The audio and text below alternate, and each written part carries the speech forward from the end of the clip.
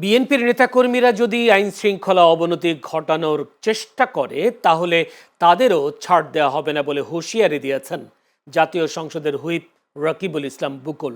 মঙ্গলবার দুপুরে খুলনা খালিশপুরে নয়াবাটি হাজী শরীয়তুল্লাহ বিদ্যাপীঠের মাঠে ফ্যামিলি কার্ড বিতরণ কার্যক্রমের উদ্বোধন অনুষ্ঠানে তিনি কথা বলেন। খুলনা বিভাগীয় কমিশনার মোহাম্মদ মুক্তার আহমেদের সভাপতিত্বে অনুষ্ঠানে খুলনা সিটি কর্পোরেশনের প্রশাসক Mohammad Nazrul Islam Manju, Khulna range DIG Mohammad Rezaul Haque, police commissioner Mohammad Zahidul Hasan ও জেলা প্রশাসক আসম ও জামশেদ খন্দকার সহ অনেকেই বক্তব্য রাখেন। পরে প্রধান অতিথি উপকারভোগীদের মাঝে ফ্যামিলি কার্ড বিতরণ করেন।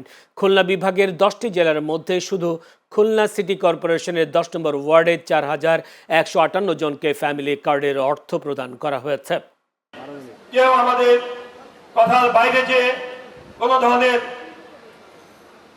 মাদক ব্যবসা করেন, মাদকের স্বর্গরাজ্যে পরিণত করতে চান, কেউ এখানে দখলবাজি করেন কিংবা আইন শৃঙ্খলা পরিস্থিতির অবনতি ঘটাতে চান, কাউকে আজকে থেকে রেহাই দেওয়া হবে না।